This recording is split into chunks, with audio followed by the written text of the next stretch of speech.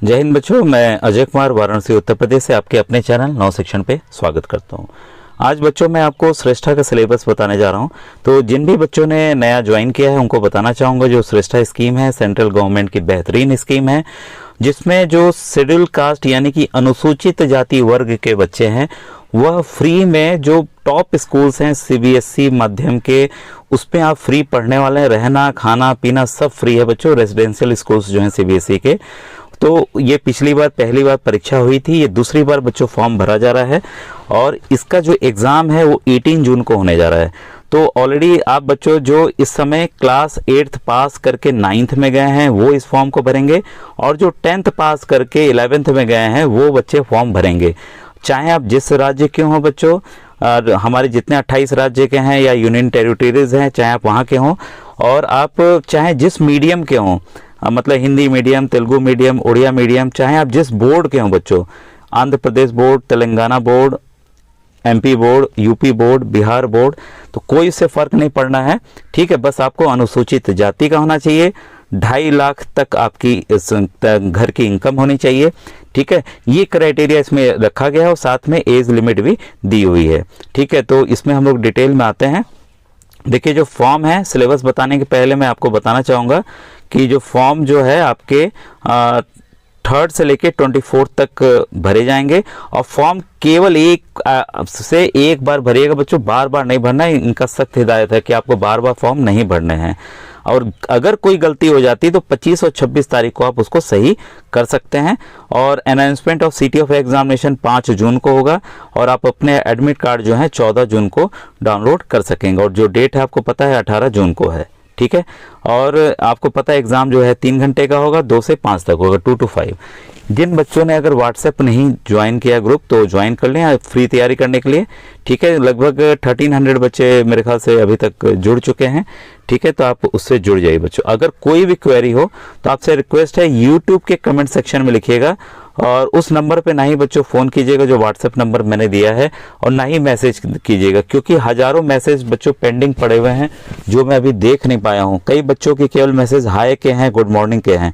तो बच्चों इसमें क्या होता है कि जो कई बच्चे कुछ इंपॉर्टेंट चीज़ पूछते हैं तो उसको भी मैं देख नहीं पाता हूँ। भी सोचते हैं बच्चे कि सर तो हमारा मैसेज देख ही नहीं रहे हैं, तो ये बच्चों काफ़ी बहुत बड़ी प्रॉब्लम है। तो आपसे रिक्वेस्ट है कि आप केवल यूट्यूब पर ही कमेंट लिखा कीजिए। अब आइए बच्चों सिलेबस पे आते हैं। ठीक है, तो यहाँ देखिए दिया हुआ है the Shreshta NETS 2023 comprises of 1 paper having 4 sections of mathematics, science, social science and general knowledge.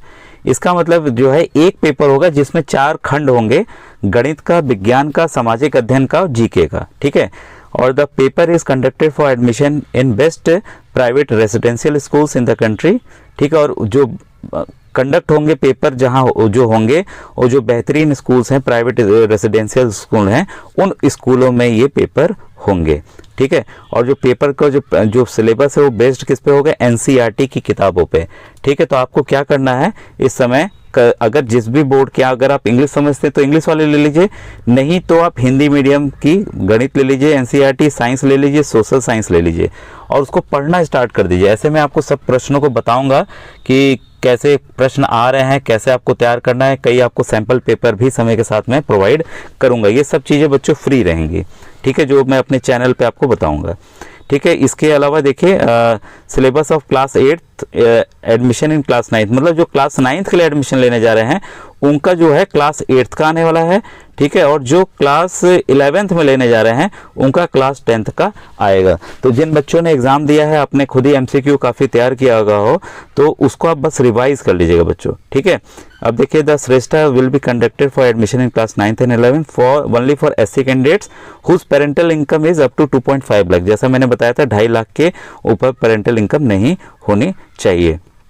अब देखिए मोड ऑफ एग्जामिनेशन कि एग्ज़ाम होगा कैसा, तो ये देखिए होगा आपका पेन पेपर मोड, मतलब कलम और कागज़ वाला होगा जिसमें गोला बनाना है आपको। और आएगा क्या क्या, यहाँ देखिए सब्जेक्ट वाइज डिस्ट्रीब्यूशन, जैसा मैंने आपको कई वीडियोस में बताया भी है, पिछले साल वाले भी। गणित के 30 प्रश्न, विज्ञान के 20 प्रश्न, सोशल साइंस के 25 प्रश्न, और आपके जनरल नॉलेज और अवेयरनेस के 25 प्रश्न। कुल हो गए आपके ये 100 प्रश्न, ठीक है, 50 ये और ये 50 ये, तो 100 क्वेश्चंस आने वाले हैं। एक सही उत्तर का आपको मिलेगा 4 नंबर, गलत हो गया तो कोई भी नंबर नहीं मिलेगा, ठीक है। मतलब इसका मतलब साफ साफ है, 0 नंबर मतलब कि गलत होने पे आपकी नेगेटिव मार्किंग नहीं होगी, ऋणात्मक अंक नहीं दिए जाएंगे। अगर नहीं भी आ रहा है तो आप तुक्का लगा सकते हैं, ठीक है। तुक्का लगाने की भी एक विधि है, अगर आप बोलेंगे तो मैं किसी वीडियो में बता दूंगा, ठीक है। मेथड ऑफ रिजॉल्विंग टाइज, मतलब मान लीजिए किसी बच्चे के 200 आ गए और 4 बच्चों के और 200 आ गए, तो भाई कौन उसमें सेलेक्ट होगा? तो जो सबसे बड़ा होगा उम्र में वो सेलेक्ट होगा। और साथ ही साथ जैसे जैसे एप्लीकेशन फॉर्म भेजे गए, मान लीजिए किसी की उम्र भी सेम हो गई, तो एक ही अगर डेट ऑफ बर्थ है तो जिसने पहले अप्लाई किया होगा वो सेलेक्ट हो जाएगा, ठीक है। तो इस तरह से अगर टाई होता है तो ये किया जाएगा। अब देखिए साफ साफ यहाँ दिया है medium of question paper, Hindi और इंग्लिश दोनों में आएंगे। पिछले साल का मैंने पेपर दिखाया हुआ है बच्चों, ठीक है, उसको देखिए। और ये देखिए कई बच्चे पेपर के लिए लिख रहे हैं, बच्चों में शॉर्टकट नहीं अपनाना है। आप देखिए वीडियोस, मैंने चैप्टर विज्ञान के पढ़ा है तो क्वेश्चन उस चैप्टर के दिखाया कि देखिए भाई इस बुक से इस तरह से प्रश्न आए हैं, आपको ऐसे तैयार करना है बच्चों, ठीक है। मैं क्वेश्चंस बताऊंगा, एमसीक्यू वाले जरूर बताऊंगा, उसको देखते जाइए और पेपर भी समय के साथ डालूंगा, ठीक है। अब सिलेबस हमने ऑलरेडी देखिए यहाँ डिस्कस कर लिया, जो लिखा है यहाँ पर बच्चों, ठीक है। अब एलिजिबिलिटी जो है ये हम लोगों ने डिस्कस कर रखा है। यहाँ पर देखिए जो एज वो कितनी होनी चाहिए, यहाँ देखिए साफ साफ दिया हुआ है, ठीक है, इसको आप देख लीजिए। बॉर्न बिटवीन 1/4/2007 से 31/3/2011, मतलब 16 to 12 ईयर्स ऑफ एज, ठीक है। तो इसमें जो आपकी उम्र है, जो कक्षा 9 के लिए भरने जा रहे हैं, इन तारीखों के बीच में होना चाहिए, ठीक है। 1 अप्रैल 2007 और 31 मार्च 2011 के बीच में होना चाहिए। काफ़ी लंबा समय है, मेरे ख्याल से सभी बच्चे फॉर्म भर लेंगे। और जो बच्चे 11 के लिए हैं उनका 1 अप्रैल 2005 से लेकर 31 मार्च 2009 के बीच में जन्म होना चाहिए। तो क्लियर हो गया कि कौन बच्चे इसको भर पाएंगे। तो इसमें कोई अब समस्या नहीं है, डिटेल आ गई है आपकी। और चॉइसेस ऑफ सिटी मैंने बता दिया है कि कैसे करना है। फॉर्म फिलअप की भी जानकारी आपको खुद से, जब आप फॉर्म फिलअप करेंगे कंप्यूटर पे तो आपको आइडिया लग जाएगा। साइबर के यहाँ ही जाके कीजिएगा, क्योंकि गलती बच्चों होनी नहीं चाहिए और भीड़ ना हो, तब आराम से जाके उस समय आप फॉर्म जमा कीजिएगा, ठीक है। और बाकी देखिए आपसे एक रिक्वेस्ट है कि इन सभी के वीडियोस देखिए, मेरे एनएमएस के जो हैं वो काफ़ी काम आने वाले हैं आपको, ठीक है। पिछली बार बच्चों इजी आया था, इस बार जरूरी नहीं है कि इस साल भी आपके इजी क्वेश्चंस आएँ, ठीक है। तो आप उस तरह से जो भी मैंने गणित के प्रश्न बताए हैं उसको देख लीजिए, ठीक है। विज्ञान के जो प्रश्न बताए हैं एनएमएस के उसको देख लीजिए। साथ ही साथ श्रेष्ठा और पीएम यशस्वी वाली प्लेलिस्ट में भी दिया हुआ है जो नए वीडियोस मैंने बताए हैं श्रेष्ठा और यशस्वी को लेके।